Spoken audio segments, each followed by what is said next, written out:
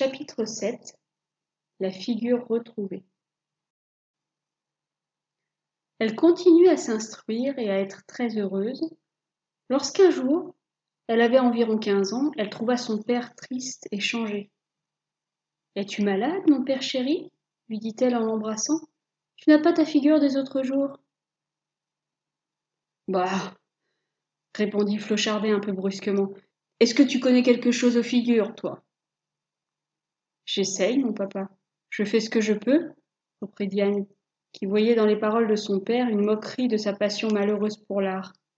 « Tu fais ce que tu peux, » dit alors M. Flochardet en l'examinant avec tristesse. « Pourquoi t'es-tu fourré dans la tête cette folle idée d'être artiste ? Tu n'as pas besoin de cela, toi qui as trouvé un second père, plus sage et plus heureux que le premier. Tu veux connaître les soucis du travail quand tu peux t'en dispenser ? Pourquoi ça ? À quoi bon ? » « Je ne peux pas te répondre, mon cher papa. C'est malgré moi. Mais pourtant, si cela te fâche que j'essaie, j'y renoncerai, quelque chagrin que cela puisse me causer. » « Non, non, amuse-toi, fais ce que tu veux, rêve l'impossible, c'est le bonheur de la jeunesse. Plus tard, tu sauras que le talent ne sauve pas de la fatalité et du malheur. »« Mon Dieu, tu es malheureux, toi ?» s'écria Diane en se jetant dans ses bras. « Est-ce possible ? Comment ? Pourquoi ? Il faut me le dire. Je ne veux plus être heureuse si tu n'es pas heureux. » « Ne crains rien, » répondit Flochardet en l'embrassant avec tendresse. « J'ai dit cela pour t'éprouver. Je n'ai aucun chagrin. Je croyais que tu ne m'aimais plus parce que j'ai négligé ton éducation et l'ai confiée à un autre. Tu as peut-être pensé que j'étais un père frivole, indifférent, mené comme un enfant.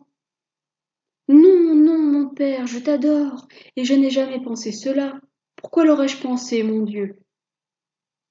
Parce que je l'ai quelquefois pensé moi-même. Je me suis fait certains reproches.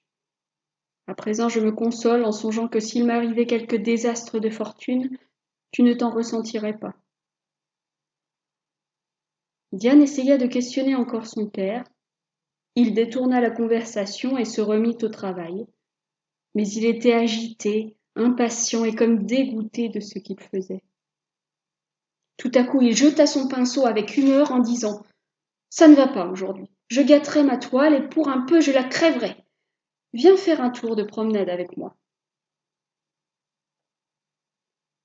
Comme il se préparait à sortir, Madame Laure entra aussi pimpante qu'à l'ordinaire, mais la figure altérée aussi.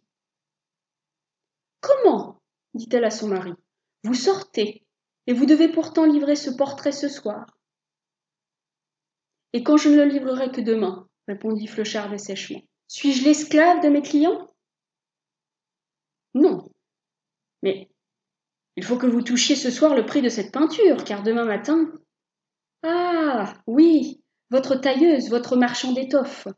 Ils sont à bout de patience, je le sais, et si on ne les satisfait pas, ce sera un nouveau scandale. »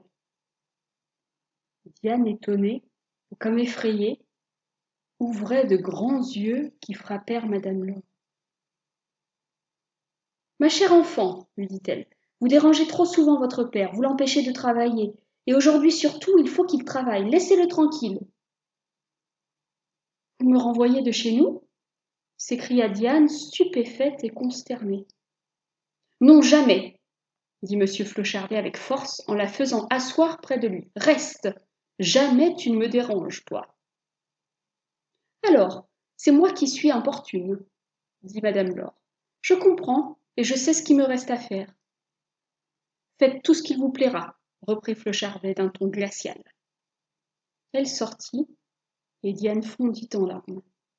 « Qu'as-tu donc ? » lui dit son père en essayant de sourire.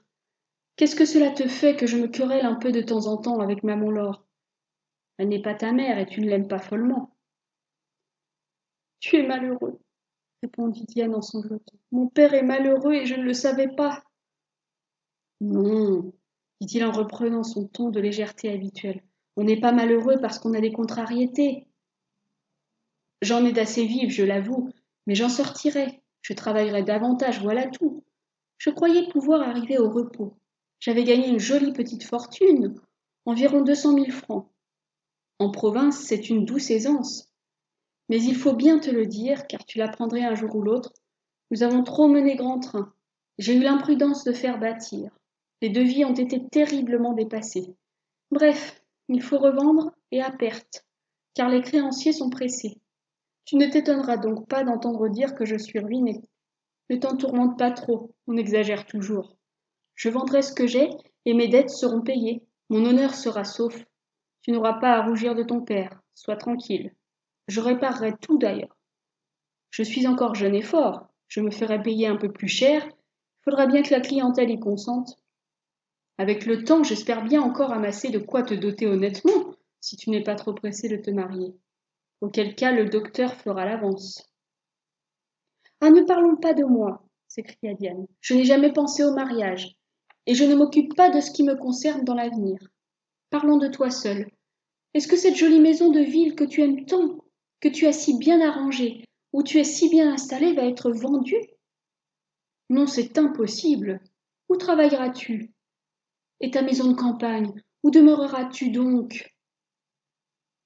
Fauchardet, voyant que Diane s'affectait pour lui plus qu'il n'eût voulu, s'efforça de la rassurer en lui disant que peut-être obtiendrait-il de nouveaux délais. Mais elle s'inquiétait de l'excès de travail qu'il allait s'imposer. Elle craignait qu'il ne tombât malade. Elle feignit de se tranquilliser, mais ce fut pour lui faire plaisir, et elle entra tout abattue et passa la soirée à pleurer en dedans. Elle n'osait pas dire au docteur combien elle avait de chagrin. Elle craignait de lui entendre blâmer et critiquer son père. Elle joua aux échecs avec son vieil ami et se retira dans sa chambre pour pleurer en liberté. Elle dormit peu et ne rêva point. Le matin, elle se remit au travail comme les autres jours, cherchant à se distraire, mais revenant toujours à cette pensée cruelle que madame Laure ferait mourir son père à force de travail, et que si sa pauvre mère à elle eût vécu, Flechardet eût toujours été sage et heureux. Alors elle pleurait sa mère dans son cœur, non plus comme la première fois, alors qu'en la regrettant elle n'avait songé qu'à elle-même. Elle la regrettait maintenant pour le bonheur qu'elle eût pu donner à son père et qu'elle avait emporté avec elle. Et elle dessinait machinalement, sans songer à l'occupation de ses mains. Elle appelait sa mère du fond de son âme. Elle lui disait « Où es-tu? Vois-tu ce qui se passe? Ne peux-tu rien me dire de ce qu'il faudrait faire pour sauver et consoler celui qu'une autre accable et désole ?» Tout à coup, elle sentit comme un souffle chaud dans ses cheveux, et une voix faible comme la brise du matin murmura à son oreille. « Je suis là, tu m'as trouvé. » Diane tressaillit et se retourna. Il n'y avait personne derrière elle. Il n'y avait d'autre mouvement dans sa chambre que l'ombre des feuilles des tilleuls agitées par le vent sur le plancher de satin blanc. Elle regarda son papier. Une silhouette très fine s'y dessinait. C'était elle qui l'avait tracée. Elle l'indiqua davantage et modela le visage, toujours sans y attacher d'importance. Puis elle massa la chevelure de cette tête d'étude, y dessina une bandelette et une étoile en souvenir du camée splendide dont elle avait rêvé, et la regarda avec indifférence, pendant que Geoffrette, qui venait d'entrer, trottait par la chambre pour ranger quelques objets. « Eh bien, mon enfant, dit la bonne femme en s'approchant, êtes-vous contente de votre ouvrage ce matin? » Pas plus que les autres jours, ma Geoffrette. Je ne sais même pas trop ce que je fais. Mais qu'est-ce que tu as, toi? Te voilà pâle avec des larmes dans les yeux. Ah, Seigneur Dieu! S'écria Geoffrette. Comment est-ce possible? Ce n'est pas vous qui avez fait cette figure-là. Vous avez donc regardé le portrait? Vous l'avez donc copié? Quel portrait? Je n'ai rien copié du tout. Alors, c'est une vision? Un miracle? Monsieur le docteur, venez voir cela. Qu'est-ce que vous en dites? Quoi, qu'y a-t-il? Dit le docteur qui venait chercher Diane pour déjeuner. Pourquoi Geoffrette crie-t-elle au miracle? et regardant l'étude de Diane, il ajouta: « Elle a copié le médaillon. Mais c'est bien cela, ma fille. Sais-tu que c'est très bien? C'est même étonnant, et la ressemblance est frappante. Pauvre jeune femme, je crois la voir.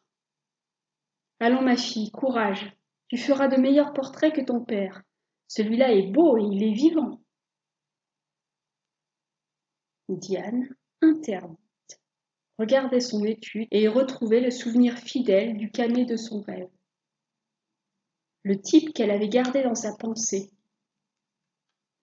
Mais c'était l'ouvrage de son imagination, et sans doute aussi la ressemblance que lui trouvaient Geoffrette et le docteur était une affaire d'imagination.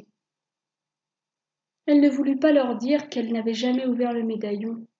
Elle eut craint qu'ils ne le lui fissent ouvrir, et elle ne se jugeait pas encore digne de cette récompense. Pendant le déjeuner, elle demanda pourtant à son bon ami s'il était bien sûr que le portrait de sa mère fût ressemblant. « Comment l'aurais-je reconnu, dit-il, s'il ne l'était pas? Tu sais bien que je ne veux pas mettre de complaisance avec toi. Geoffrette, ajouta-t-il, allez me chercher ce dessin, je veux le voir encore. » Geoffrette obéit, et le docteur le regarda encore attentivement et à plusieurs reprises, tout en savourant son café. Il ne disait plus rien. Il paraissait absorbé. Et Diane se demandait avec angoisse s'il ne revenait pas sur sa première impression. En ce moment, on annonça M. Flochardet qui venait quelquefois prendre le café avec le docteur. « Que regardez-vous donc là » dit-il à M. Féron, quand il eut embrassé sa fille. « Regardez vous-même, » répondit le docteur. M. Flochardet se pencha sur le dessin et pâlit. « C'est elle, » dit-il avec émotion. « Oui, c'est bien cette chère et digne créature à laquelle, sans le dire à personne, je pense sans cesse. Et à présent plus que jamais. Mais qui a fait ce portrait, docteur ? C'est une copie du médaillon que je vous ai donné pour Diane. Seulement c'est infiniment mieux senti et mieux rendu. La ressemblance est plus noble et plus vraie. C'est très remarquable, et je n'ai pas un seul élève capable d'en faire autant. Dites donc qui a fait cela ? C'est, dit le docteur avec une hésitation maligne. Un petit élève de 2 mois, ne vous en déplaise. Flochardet regarda sa fille qui s'était tournée vers la fenêtre pour cacher son émotion, et regardant aussi le docteur d'une manière qui équivalait à un point d'interrogation, comprit, et reporta ses yeux sur le dessin avec une surprise extrême, cherchant peut-être à y critiquer quelque chose, mais ne trouvant rien à reprendre, car il était dans une de ces dispositions d'esprit d'admettre que dans les choses les plus sérieuses, on a pu se tromper. Diane n'osait pas se retourner. Elle craignait de rêver. Elle se penchait sur la fenêtre pour cacher son trouble, sans s'occuper du soleil qui frappait vivement sur sa tête et qui lui enfonçait comme des aiguilles rouges dans les yeux ses rayons de rubis. Dans cet éblouissement, elle vit une grande figure blanche d'une merveilleuse beauté, dont la robe verdâtre brillait comme une poussière d'émeraude. C'était la muse de ses rêves, c'était sa bonne fée, la dame au voile. Mais elle n'avait plus ce voile sur la figure. Il flottait autour d'elle comme un nimbe d'or, et son beau visage, qui était celui du camée vu en songe, était exactement celui que Diane avait dessiné, celui que Flochardet contemplait sur le papier avec une admiration mêlée d'un certain effroi. Diane étendit volontairement les bras vers cette figure rayonnante qui lui souriait et qui lui dit en se dissipant : « Tu me reverras. » Diane, oppressée et ravie, tomba sur une chaise dans l'embrasure de la fenêtre, en étouffant un cri de joie. Flochardet et le docteur s'élancèrent vers elle, pensant qu'elle se trouvait mal, mais elle les rassura, et sans leur dire la vision qu'elle venait d'avoir, elle demanda à son père s'il était vraiment un peu content de son ouvrage. « Je n'en suis pas seulement content, dit-il, j'en suis ravi et bouleversé. Je te fais réparation, mon enfant, tu as le feu sacré, et avec cela une connaissance du dessin très au-dessus de ton âge. Continue sans te fatiguer, travaille, espère, doute souvent de toi-même, cela est fort bon.